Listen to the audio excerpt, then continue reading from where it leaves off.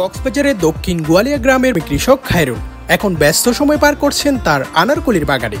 সবুজে ঘেরা বাগানের প্রতিটি গাছে ঝুলছে সবুজ আনারকলি। দেখতে যেমন আকর্ষণীয় তেমন বিক্রিতেও লাভজনক। প্রতিদিন সকাল থেকে বিকেল পর্যন্ত খায়রুল আর তার পরিবারের সদস্যরা বাগানে কাজ করেন। গাছের যত্ন নেওয়া, পানি দেওয়া, আগাছা পরিষ্কার ও ফল তোলা সবকিছুতে রয়েছে তাদের নিবিড় পরিশ্রম। খায়রুল জানান, কয়েক বছর আগে শখে বসে অল্প পরিসরে আনারকলি চাষ শুরু করেন তিনি। প্রথম মৌসুমে ভালো ফলন ও বাজার উচ্চমূল্য পাওয়ায় তার আগ্রহ বাড়ে। তিনি বড় পরিসরে আনারকলি চাষ শুরু করেন। এখন তার বাগান জুড়ে আনারকলির সমারোহ।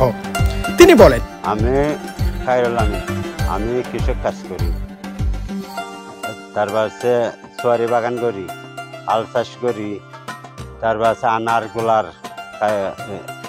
করি, মরিচ খেতে করি, মরিচ 1 কেজি মরিচ 80 টাকা করি, আনার গোলা একটা পিস 50 টাকা করে বেশি, সোয়ারির ফোন 500 টাকা করে বেশি। পান করছি 5 কানি মতো, আল করি 1 কানি মতো, সোয়ারি বাগান করছি 3 কানি মতো।